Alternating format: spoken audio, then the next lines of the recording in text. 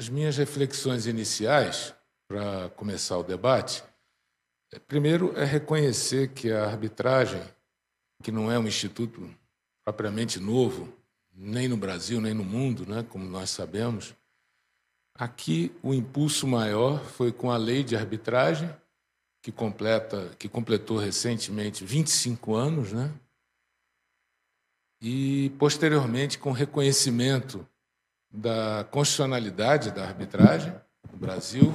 Demorou para o Supremo acabar reconhecendo, né, que culturalmente nós tínhamos uma dificuldade de entender que solução de conflitos pode ser efetuada por outro meio que não o meio oficial, que não o meio do Poder Judiciário. Então, a mudança foi concomitante ao reconhecimento da constitucionalidade, veio também o início de uma mudança de mentalidade que até recentemente culminou com a disciplina obrigatória nas universidades, né? Isso também implica numa mudança, numa alteração, no reconhecimento de mentalidade para os juristas brasileiros. E também, mais recentemente, com a reforma da lei de arbitragem, na verdade, Fernando, uma ampliação da lei. Eu tive a honra de presidir a comissão de juristas, como o presidente Arthur Lira mencionou. Ele era presidente da CCJ, nós trabalhamos muito juntos. O projeto da lei de arbitragem foi o único que eu vi e que acompanhei, que iniciou de um jeito e terminou do mesmo jeito no parlamento pelas duas casas, o que é muito difícil de acontecer, dado que foi muito consensuado o projeto, foi muito trabalhado, e os aperfeiçoamentos que vieram efetivamente ampliaram o escopo da arbitragem, fortaleceram o escopo da arbitragem. Se eu pudesse fazer, inclusive, uma nota de rodapé nessa parte, eu diria que o STJ, e não é por outro motivo que eu presidi essa comissão, o STJ é o maior garantidor e incentivador da arbitragem no Brasil. Foram as suas decisões que, a partir do reconhecimento da constitucionalidade, foram as decisões do STJ que foram paulatinamente construindo o Instituto e fortalecendo o Instituto no Brasil. Nós temos, portanto, com esse brevíssimo histórico aí, passando muito rapidamente por essas fases, hoje nós temos uma arbitragem consolidada no Brasil, é um caso de sucesso no mundo, um dos maiores em montantes e valores envolvidos, é um dos maiores centros do mundo que realiza arbitragem, e por isso mesmo desperta, claro, muito interesse, tanto da comunidade econômica quanto da comunidade jurídica. Eu vou concluir com 2 pontos para início do nosso debate.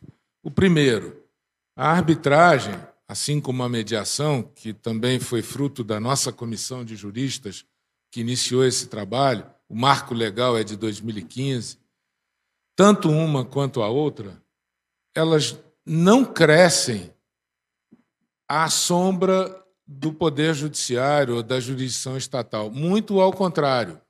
Não há competição entre as duas formas de resolver conflitos, elas se somam e mutuamente se auxiliam. Então, o que lá atrás existia de rivalidade, hoje eu tenho certeza que a grande maioria dos juízes percebe que não existe mais. Quando há algum tipo de nulidade, é o Poder Judiciário quem define. Então, a arbitragem ela tem o seu rumo, tem a sua finalidade, com a sua especialidade própria, né? De modo que não há competição, há sim um auxílio mútuo e um reconhecimento mútuo por parte dessas duas formas de prestar jurisdição. E o segundo lugar, eu acredito que há necessidade de aperfeiçoamentos no Instituto. Não há dúvida que há. Tanto que nós fizemos a ampliação da lei e nós trabalhamos para a efetividade da arbitragem. Eu, sinceramente, acredito que que não há necessidade de lei para esses aperfeiçoamentos. Eu acredito que o que nós já temos de instrumento, de funcionalidade da arbitragem, ele é suficiente para que nós façamos esses ajustes.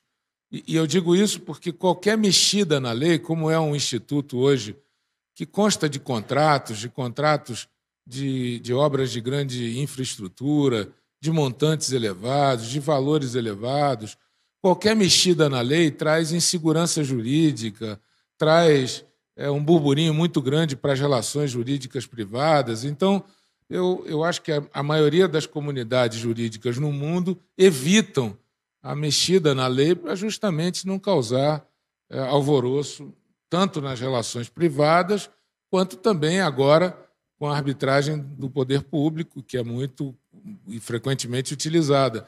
Então, eu acho que precisa de aperfeiçoamento, nós temos que ver. Aliás, temas que já foram debatidos, eu já vou encerrando aqui, temas que já foram debatidos quando da comissão de juristas, que nós tiramos os consensos da lei, lá se trabalhou isso.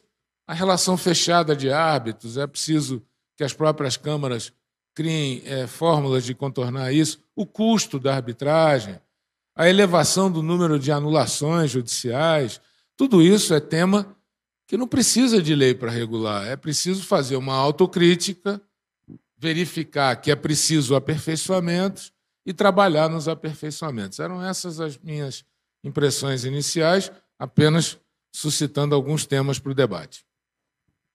Obrigada, ministro. Essa fala inicial já nos remete a muitas reflexões. Convido agora o vice-presidente da Ordem dos Advogados do Brasil, doutor Rafael de Assis Orne. O senhor tem 5 minutos para a sua fala inicial.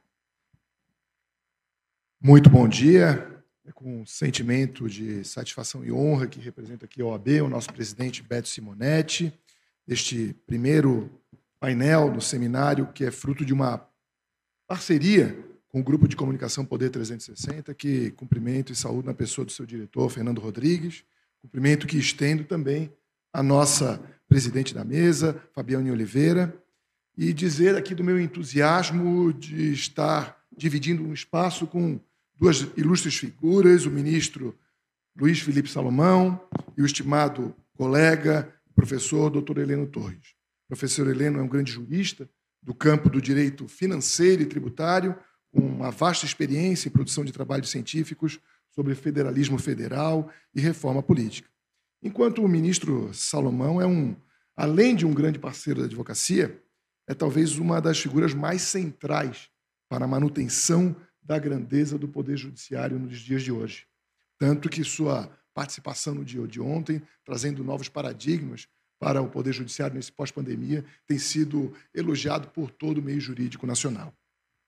Além disso, divido aqui o espaço com a companhia do meu amigo, colega, hoje sempre ministro César Rocha, e com 2 diretores da nossa Comissão Nacional de Arbitragem, doutor Daniel Nogueira e doutor Lio Vicente Bocorni. Aliás, Daniel Nogueira, que seguirá aqui representando a Ordem pelo seu conhecimento neste debate importante, e peço permissão, na sequência, para me retirar por conta de compromissos institucionais.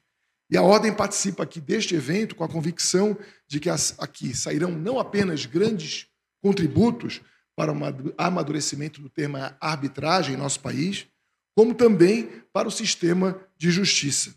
Partimos de uma premissa sobre a qual acredito que todos estão de acordo. A segurança jurídica e o fenômeno da desjudicialização são indispensáveis para o desenvolvimento da nossa nação e a efetivação do acesso à justiça. E, historicamente, a arbitragem aparece como uma importante estratégia de solução de conflitos da modalidade extrajudicial. E seu caráter privado eleva a importância da autonomia das partes para decidir a melhor forma de composição do conflito que lhes contempla. A promulgação do Instituto foi uma evolução no Brasil, sobretudo em termos de resolução de conflitos no campo empresarial. Para além disso, possibilitou o descongestionamento dos tribunais e tende a reduzir a cultura da sentença ainda tão presente em nosso país. Este ano, a Lei de Arbitragem completa 26 anos e, desde então, o Instituto ganhou corpo e protagonismo, sobretudo com a grande interlocução entre o setor privado internacional e o mercado brasileiro. E nesta quadra, o Superior Tribunal de Justiça tem assumido o protagonismo de aperfeiçoar sua jurisprudência com alinhamento de doutrina à experiência internacional, sem deixar de lado sua originalidade soberana. E o STJ, que homenageamos aqui na pessoa do ministro Salomão, tem garantido a segurança jurídica e a previsibilidade, além de intervir, quando necessário, para corrigir eventuais condutas prejudiciais de árbitros, partes, auxiliares e advogados. Por outro lado, a Ordem dos Advogados também possui participação ativa no tema, pois a Ordem sempre apoiou institucionalmente a arbitragem e enfatizou o papel que nela deveria desempenhar. Por meio do trabalho de nossas comissões, temos dedicado, através do trabalho voluntário de milhares de colegas, produção de conhecimento científico também no tema da arbitragem. E, mais recentemente, a OAB, através das suas comissões de arbitragem, de estudos legislativos, vem acompanhando de perto o PL 3293/2021, inclusive dialogando com a ilustre deputada Margarete Coelho, que propõe alterações da lei de arbitragem. E segue à disposição para debater e contribuir com iniciativas que busquem aperfeiçoar o Instituto. As possibilidades práticas que a arbitragem oferece, como eficácia, celeridade e flexibilidade, têm elevado sua importância também em outros campos do direito, além do privado, como é o caso do direito tributário e administrativo. Exemplo disso é a participação da Ordem na Comissão de Juristas, liderada pela ministra do STJ, Regina Helena Costa, que trabalhou e trabalha no aperfeiçoamento dos processos administrativos e tributários. E uma das sugestões é o PL 2486, que dispõe sobre a arbitragem em matéria tributária e aduaneira. E o foco da Ordem, quando acompanha este PL, reside e continua sendo a desjudicialização, a desburocratização e a ampliação da transparência, com o intuito de racionalizar também o contencioso administrativo.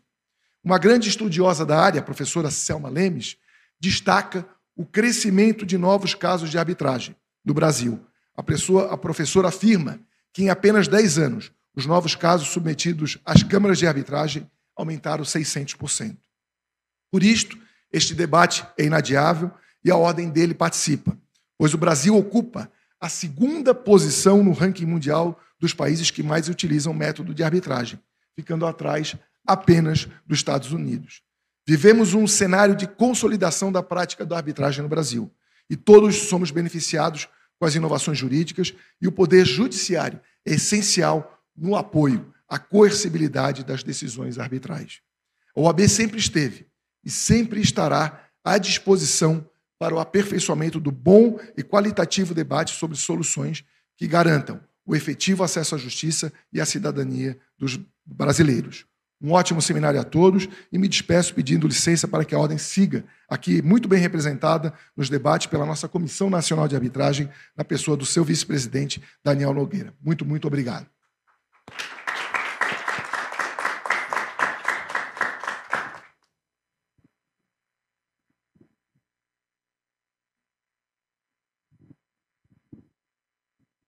Muito obrigado, então, ao Dr. Rafael de Assis Horn e bem-vindo, Dr. Daniel Nogueira, vice-presidente da Comissão Especial de Arbitragem do Conselho Federal da Ordem. Vou passar a palavra agora para o advogado, professor da USP, meu amigo Heleno Torres, que vai nos oferecer uma pequena introdução aí de 5 minutos, para depois a gente passar para o debate.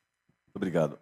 Obrigado, Fernando. É uma grande satisfação, um orgulho estar nesse grande evento sobre como aperfeiçoar a arbitragem do Brasil, promovido pelo Poder 360, parceria com a Ordem dos Advogados do Brasil, representada aqui pelo doutor Daniel. E agradeço, ainda que não presente, mais as palavras do doutor Rafael Horn. Fabiane, prazer estar aqui ao seu lado. E o ministro Salomão, que realmente colocou muito bem nas primeiras palavras todo o enfoque que pretendemos desse seminário. Queria saudar a todos os presentes também, como já fizeram meus antecessores, na presença do meu querido amigo ministro, grande ministro do Superior Tribunal de Justiça e hoje eminente advogado, doutor César Assur Rocha.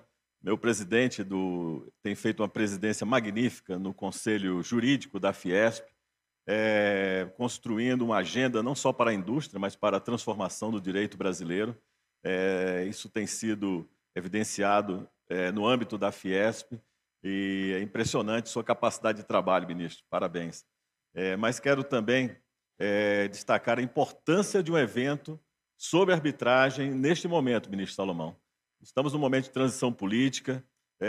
Nesses momentos, sem dúvida nenhuma, a sociedade espera mudanças e é indiscutível que o Poder Judiciário brasileiro tem ganhado um protagonismo importante, um protagonismo fundamental. Mas o Conselho Nacional de Justiça evidencia, no seu Justiça em Números, que neste protagonismo há muito a fazer também em termos de eficiência do Poder Judiciário. É muito difícil destacarmos aqui agora, em tão poucos minutos, o papel construtivo do Conselho Nacional de Justiça. No ano passado, a convite do ministro Luiz Fux, estive como conselheiro do Departamento de Estudos Judiciários, e ali tive a oportunidade de entender esse grande papel, Fernando. O Conselho Nacional de Justiça, aparentemente, tem funções burocráticas, mas quando nós ingressamos e entendemos a sua estrutura, percebemos que as contribuições que são feitas vão muito além disso. E no âmbito da arbitragem tributária, ou do que foi objeto aqui mencionado pelo Dr. Rafael Warr, nesse PL que foi proposto agora a partir de uma comissão, nasce ali, a partir justamente dos estudos que foram feitos por nós. Eu representava nesse grupo de juristas justamente o departamento do CNJ, do qual eu era conselheiro, não do CNJ, mas deste departamento de estudos, e construímos as condições para uma grande pesquisa. Eu diria que no mundo não há nada igual, sobre o contencioso administrativo e o contencioso judicial. E as conclusões, ministro Salomão, foram exatamente nesse sentido, de que nós precisávamos, para além do Poder Judiciário, não por falta de eficiência do Poder Judiciário, mas para contribuir ao lado do Poder Judiciário com a melhor solução de controvérsias, com a maior agilidade nessa solução, de instrumentos alternativos para a solução de conflitos. Dentre outros, aperfeiçoar a transação tributária e criar a arbitragem tributária. E eu tenho muita satisfação em dizer a todos, talvez não saibam, mas em 2009, o primeiro projeto que tratou de transação tributária e arbitragem em matéria tributária foi de minha autoria. E isso, enfim, deu ensejo a uma série de debates que culminaram justamente na introdução de uma medida provisória que criou a transação tributária, e hoje nós temos 2 projetos de lei. Um de autoria da senadora Daniela Ribeiro, o PL 4468, de 2021, que tramita no Senado Federal, e este novo projeto, que é o 2486, que está também no Senado Federal, a partir dessa comissão de juristas. Mas eu diria também que nós temos grandes problemas na arbitragem em geral. E a arbitragem precisa realmente de mudanças. Eu também concordo com o ministro Salomão, nenhum projeto é perfeito, e eu queria ir na linha posta pelo ministro Salomão, de que hoje talvez os problemas estejam menos em leis e mais no procedimento. Eu, por exemplo, acho que já deveríamos ter um colégio das câmaras de arbitragem. As diferenças de tratamento entre câmaras de arbitragem sobre soluções para os mesmos problemas, como, por exemplo, conflito de árbitros, discussões sobre ingresso ou não de terceiros e coisas assemelhadas, são muito diferentes entre as câmaras. E por que isso? Porque muitas vezes os regulamentos foram feitos em épocas diferentes e não há um diálogo institucional forte entre elas. Eu acho que a autorregulação do setor, eu acho que isso deveria caminhar para a construção de um colégio nacional onde houvesse, a partir do entendimento das câmaras de arbitragem, a solução para os seus principais problemas. Eu vou ao encontro exatamente do que disse o ministro Salomão, porque nós não precisamos de lei para isso. Nós podemos fazer isso, tenho certeza, Daniel, que a Ordem dos Advogados do Brasil poderia perfeitamente construir essa autorregulação dentro de um colégio, não é, das câmaras de arbitragem, e isso traria muito proveito para o resultado que nós pretendemos. Muito obrigado.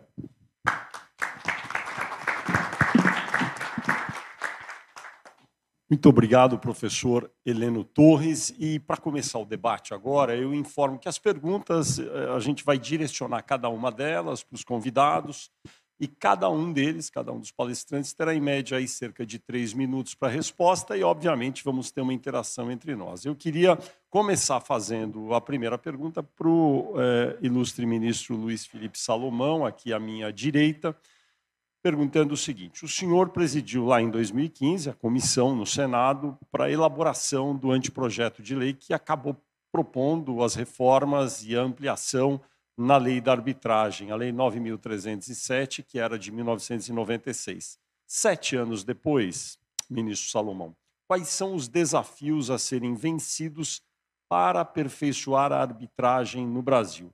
É possível tornar o processo ainda mais célere e seguro e sem a necessidade de uma lei, na sua opinião? Bom, Fernando, responder isso em 3 minutos me lembrou aquela história do meu nome é Enéas, né? É difícil, vou tentar simplificar aqui. Isso também porque tem o cronômetro ali, né? Não é uma coisa que a gente possa enrolar, né? O cronômetro está ali nos monitorando. Bem, a minha experiência com a arbitragem, ela se constitui do lado de cá do balcão, como juiz, né? Nunca fui árbitro, nunca pretendi. Minha vida toda sempre fui juiz muito novo e até hoje eu acompanho a arbitragem por esse ângulo de visão. E também porque convivi muito com arbitralistas por conta da comissão, aprendi a admirá-los, realmente são muito preparados os que atuam nesse setor especificamente, é uma turma muito preparada e muito aguerrida também com o Instituto, porque compreendem o alcance, a atuação, então é uma comunidade quase que com amplitude internacional, né? Porque tem muita arbitragem de caráter internacional. Então, essa é a minha visão que eu posso te passar a partir dessa experiência. E a partir dali eu pude ver que alguns temas realmente não conseguimos resolver lá atrás porque eram temas muito sensíveis, muito controversos, como alguns eu mencionei aqui. Esse tema da lista fechada dos árbitros, o que o Heleno mencionou, que é uma excelente ideia, a assimetria entre o funcionamento das câmaras. Eu acho que a ordem tem um papel nisso, porque cada câmara funciona de um jeito, e também há dificuldade quanto à transparência, por conta justamente da confidencialidade que marca o Instituto.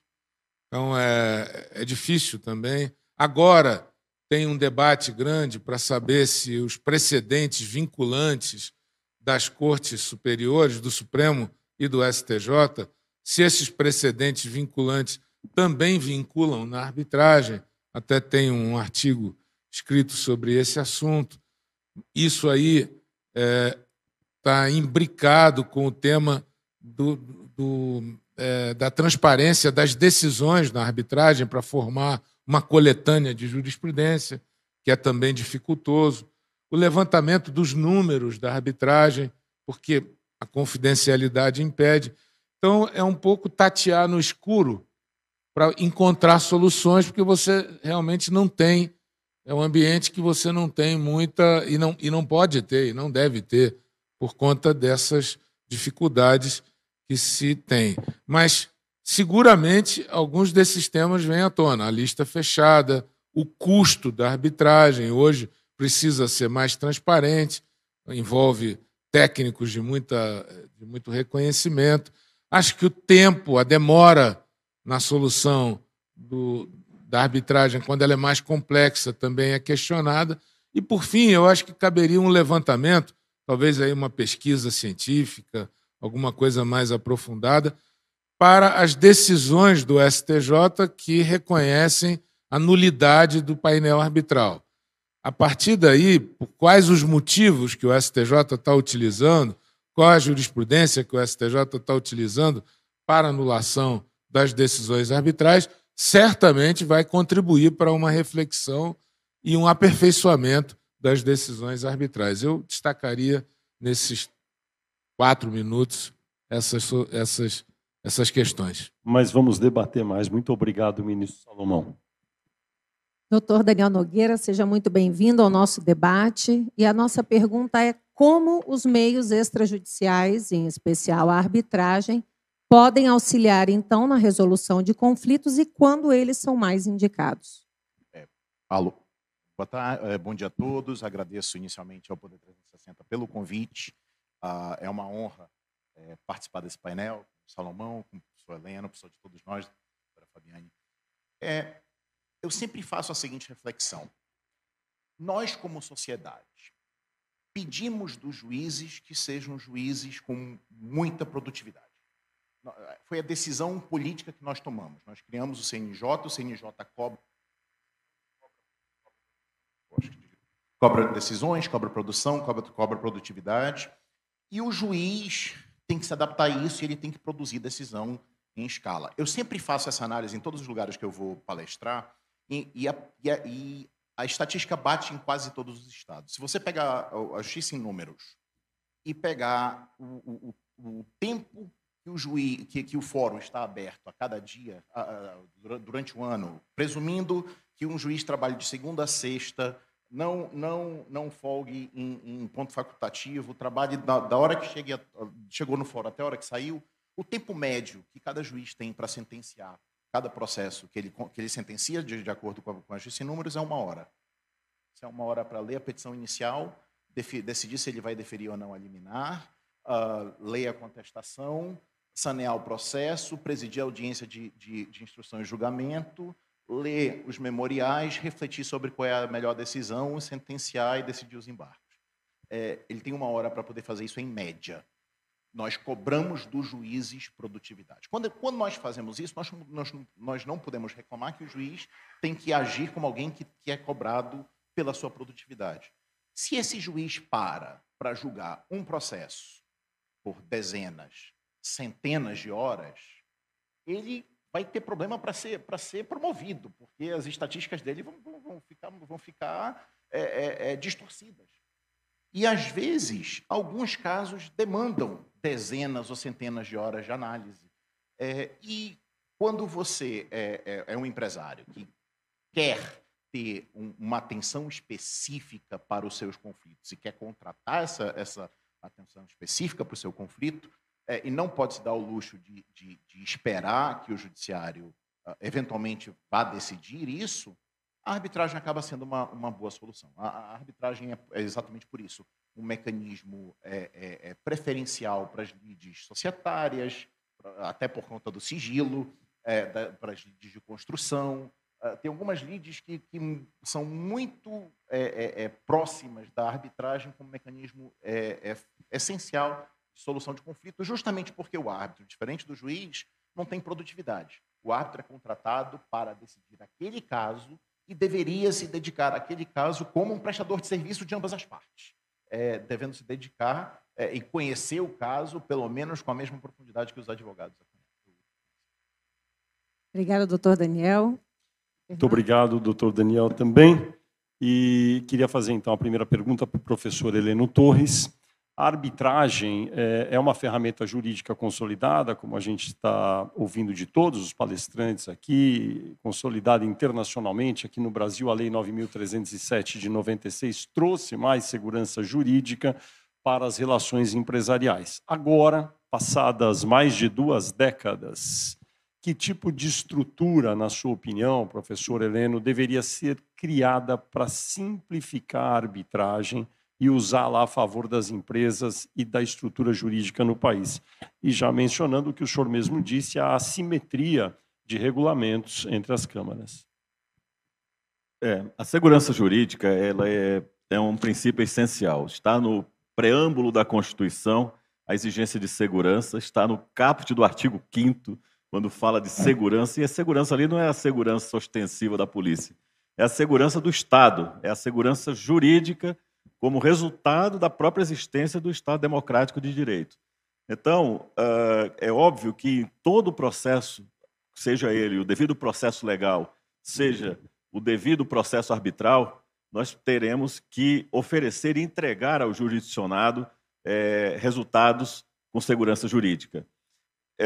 Eu entendo que, ao meu ver, né, um colégio de câmaras arbitrais seria definitivamente a solução de muitas das dificuldades, pela troca de experiências que estas câmaras poderiam dar, transparência e previsibilidade com relação aos modelos de solução das controvérsias. Esse é um primeiro.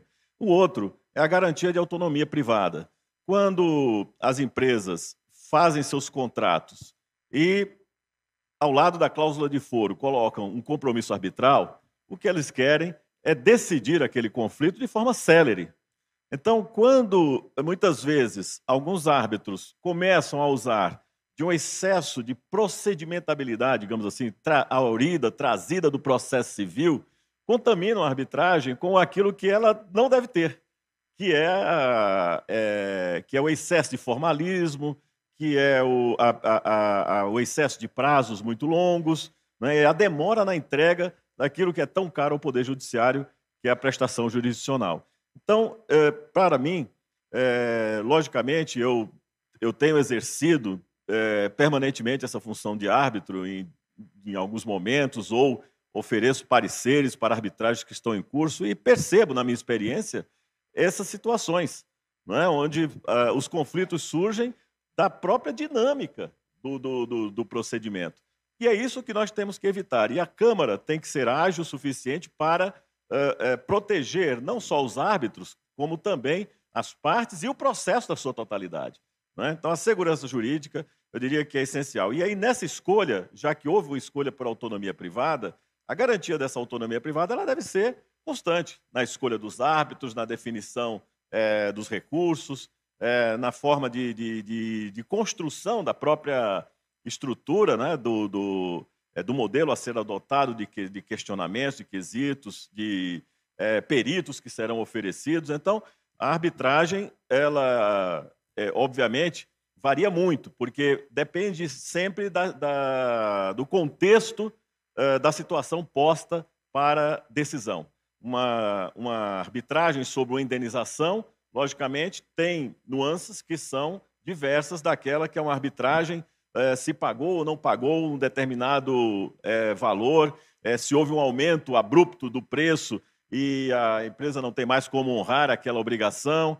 Então, são situações que variam conforme o caso. E é exatamente aí que também nós temos que perceber a relevância e o papel da experiência dos árbitros, né? Eu estou convencido, cada vez mais, e percebo isso na experiência da Câmara de Arbitragem da Fiesp, da Câmara do Comércio, das que eu participei já, Brasil-Canadá e etc., não é? Que eu percebo que a experiência dos árbitros em perceber isso, essas diferenças, realmente conta bastante, né? E nós precisamos trazer isso não para uma lei, não para engessar o processo cada vez mais, mas talvez para exatamente um núcleo de debate nacional, que é a OAB Nacional, por exemplo, poderia contribuir fortemente. Obrigado.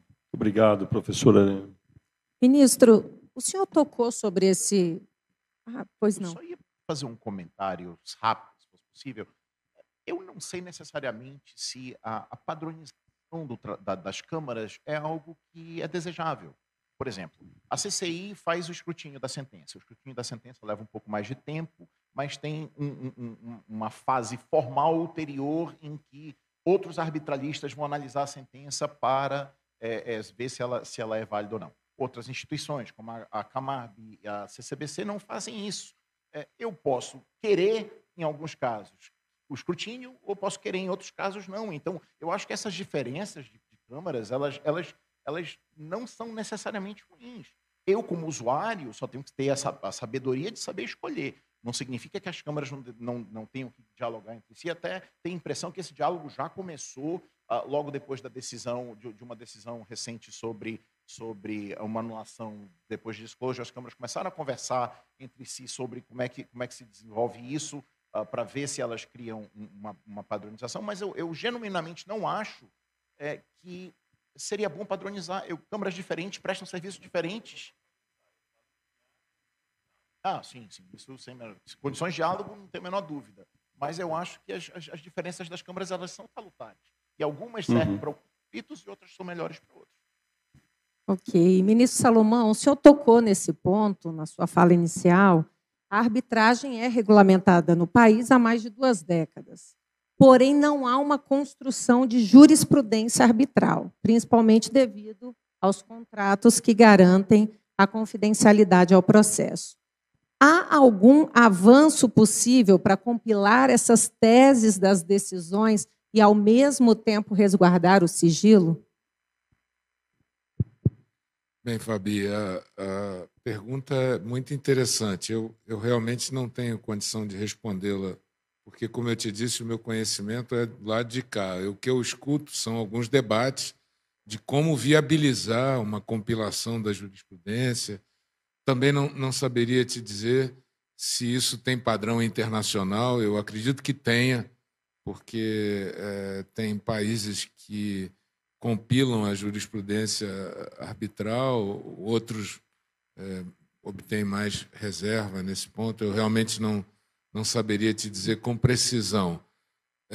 O que eu creio que é um debate muito interessante é esse que eu disse, da utilização dos precedentes vinculantes, de súmulas vinculantes, e ainda mais com essa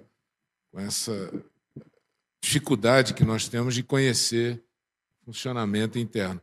Eu havia entendido, Daniel, que realmente a proposta do professor Heleno Torres é no sentido de um intercâmbio de informação, que eu acho que não existe. Recentemente nós tivemos um caso, já respondido a pergunta da Fabiana e já enveredando para uma outra linha de debate, nós tivemos um caso onde houve um conflito de competência entre, agora mais recentemente, né, entre a mesma Câmara, entre tribunais arbitrais dentro da mesma Câmara. Quer dizer, isso foi solucionado pelo STJ. Me parece, como é toda a natureza da arbitragem, tudo gira em torno, Fernando, para quem não é da área, o pilar da arbitragem é a livre manifestação da vontade, é a contratualidade, é a vontade de resolver o seu conflito por aquela forma escolhida dentro daquelas regras do jogo que estão ali. Esse é o pilar da arbitragem. Daí decorre todo o resto que a gente pode aqui e estamos debatendo. É um pouco de contrassenso que haja um conflito de competência dentro da mesma Câmara. Isso é um negócio realmente que me chamou muito a atenção. Tivemos que fazer uma construção para poder conhecer do conflito, né? Porque também, senão, resolveria o problema. Foi uma solução meia ali muito engenhosa do ministro Belize, que foi o relator, e acabou que nós resolvemos esse conflito. Mas está aí um exemplo claro de que é preciso intercâmbio de informações. Muitos desafios. O professor Heleno quer fazer uma intervenção. Não, eu só queria destacar essa importância. Eu acho que o papel dos precedentes nos tribunais superiores mostram a utilidade que eles ganharam, né? Se não de forma vinculante, mas ou pelo menos com as questões materiais, porque eu acho que isso vai variar de caso a caso, mas sobre questões processuais, os precedentes poderiam trazer dos procedimentos da arbitragem, ministro Salomão. Eu acho que talvez alguma forma de inventário poderia ajudar muito em construir essas soluções daquilo que o senhor mesmo comentou, né? Da autorregulação, né, internamente. Muito bom. Deixa eu fazer uma pergunta agora para o doutor Daniel Nogueira. No final de 2021, de acordo com a pesquisa Arbitragem em Números e Valores, de autoria da advogada e professora Selma Lemes, estavam em tramitação 1.047 procedimentos nas 8 principais câmaras de arbitragem do país. É um marco, é um recorde de casos em andamento. É possível, doutor Daniel, tornar o método ainda mais acessível e abrangente no país, dado que, como todos nós aqui já ouvimos e citamos, há a questão do sigilo e da privacidade? Assim, e eu tenho muita felicidade de responder essa pergunta. Só 2 comentários rápidos em relação à pergunta anterior. Quanto a precedentes, se precedentes são vinculantes à arbitragem, eu não tenho a menor dúvida na minha interpretação que são. O árbitro tem que seguir os precedentes vinculantes. No entanto, se ele aplica o precedente de forma errada, isso é um erro de direito. E erro de direito não causa nulidade da sentença arbitral. Então, se ele está aplicando o direito brasileiro, ele tem que aplicar os precedentes da mesma forma que ele tem que aplicar o Código Civil, da mesma forma que ele tem que aplicar o direito material, mas se ele aplica mal o Código Civil ou os precedentes, é um erro de direito, isso não vai causar a invalidade da sentença arbitral, minha leitura. Quanto à publicação de precedentes arbitrais, apesar de interessante a ideia, a minha única preocupação a única preocupação que eu tenho em relação a isso é o efeito ICSID. ICSID é um órgão de arbitragem de investimentos do Banco Mundial que as suas sentenças são publicadas. E elas não só são publicadas, mas elas geram precedente para outro caso do ICSID. E aí o que acontece? O árbitro sabe que ele está escrevendo não só para decidir o caso das partes, ele está escrevendo para estabelecer um precedente. E aí viram tratados de 400, 500 folhas em que milhões de obter dicta, porque sabe que isso vai ser lido por terceiros no futuro. Quanto à pergunta especificamente, eu sou do Amazonas, eu sou um arbitralista do meio do mato, e meio que me especializei em desenvolvimento de novos mercados da arbitragem. O Amazonas é um deles. Já ajudei outras unidades da federação no desenvolvimento dos seus mercados, e a estatística da professora Selma é essencial, mas ela é incompleta, os números são incompletos. Nós temos um mercado grande de arbitragem regional no Brasil. A arbitragem não existe só em São Paulo e BH. Nós temos vários mercados, alguns com algumas características muito peculiares. Nós temos alguns mercados que têm algumas características muito próprias, mas nós temos mercados regionais sadios, com câmaras pequenas. Mas, mais uma vez, na diferença de câmaras. Nem todo caso é um caso para CCI, para Camargo e para CCPC. Nós temos casos que são casos para Canorte, uma instituição, por exemplo, do norte do Amazonas, que se prepara para receber pequenas demandas de escopo regional. A única preocupação é ter algum órgão que queira gestar isso, porque Câmara de arbitragem tende a não ser um bom negócio como business. Né? Por isso que todas as câmaras de arbitragem de sucesso do Brasil, se vocês prestarem atenção, elas são gestadas por alguma entidade sem fins lucrativos. Né? E aí, depois de 15, 20 anos, se torna algo de sucesso. Durante os primeiros 10 anos, uma câmara de arbitragem vai perder dinheiro e vai precisar ser sustentada. Então, o que você precisa encontrar nas diferentes regiões do Brasil é uma federação das indústrias, uma associação comercial que queira investir nesse modelo e disponibilizar para as partes e os advogados a criação desse mercado, e isso é plenamente possível de ser feito. Basta investir tempo e dedicação e uma vez, isso é uma realidade. Hoje existem mercados regionais sadios no Brasil funcionando bem. Muito obrigado, doutor Daniel. Fabiane? Heleno, essa mesma pesquisa de 2021, Arbitragem em Números e Valores, mostrou que houve um aumento de quase 41% de contratos internacionais sendo discutidos em arbitragem, em comparação com o ano de 2020. Qual é a relação entre a resolução de conflitos pela arbitragem e a atração de investimentos para o país? Olha, essa pergunta é essencial. Eu queria destacar que a professora Selma Lemes, eu tive a honra de compartilhar com ela a redação do PL 4468-2021, que é justamente que trata de arbitragem tributária de relatoria da senadora Daniela Ribeiro. E ao lado da Priscila Faricelli, que é uma advogada brilhante de São Paulo. E, nessa época, eu acredito que era justamente o período que ela estava trabalhando nesses números, nós chegamos até a discutir algumas coisas sobre esses itens. Por quê? Porque é fundamental, Fernando, para a melhoria do ambiente de negócios, que nós tenhamos celeridade nas soluções de controvérsias. Vamos imaginar o seguinte, todo investimento estrangeiro tem por trás o investidor.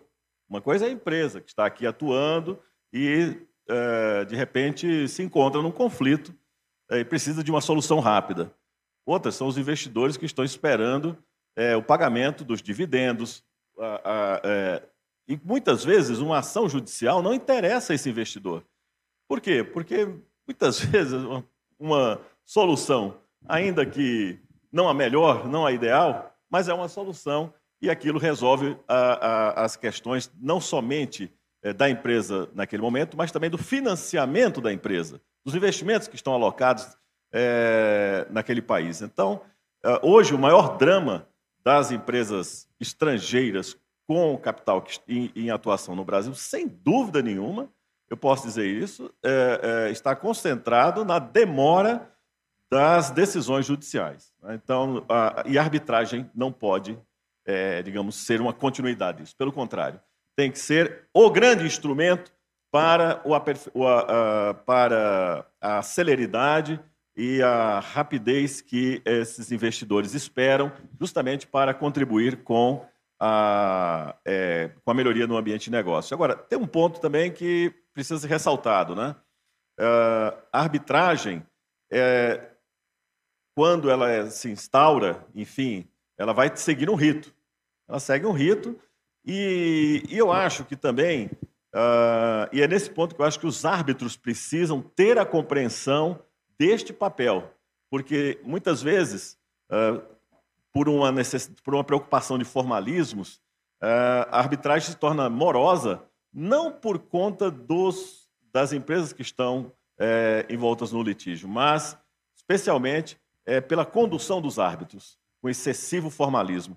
E aí nós precisamos realmente pensar em como, cada vez mais, estimulá-los a uma compreensão da necessidade de esforço pela rapidez e celeridade. Professor Heleno Torres, muito obrigado. Nós estamos com um cronograma apertadíssimo. O ministro Salomão, que nos honrou com a presença aqui hoje, tem um compromisso, vai viajar. Eu queria passar a palavra para o ministro Salomão, fazer um sumário do que conversamos aqui. Eu sei que o exercício da concisão é sempre cruel com todos nós, porque temos muitos argumentos para apresentar, mas pediria ao senhor, ministro, que fizesse um breve sumário para a gente caminhar, então, para o final aqui do painel. Pois não. Eu acho que do que falamos aqui, um traço comum foi o avanço que a arbitragem teve no nosso país, a excelência do trabalho da arbitragem no nosso país. E, agora, por último, surgiu um outro traço também, que foi esquecido antes, mas que não é menos importante, que é a questão da atração de investimentos. Realmente, eu acho que para a economia, um dos fatores que coloca o país numa qualificação boa de ambiente de negócios, seguramente é segurança jurídica, por um lado, e, pelo outro, a qualidade da arbitragem, o funcionamento do sistema de arbitragem, boas câmaras. Então, é um fator inegavelmente de bom rendimento do sistema econômico, né? Inclui ali como um item com peso grande.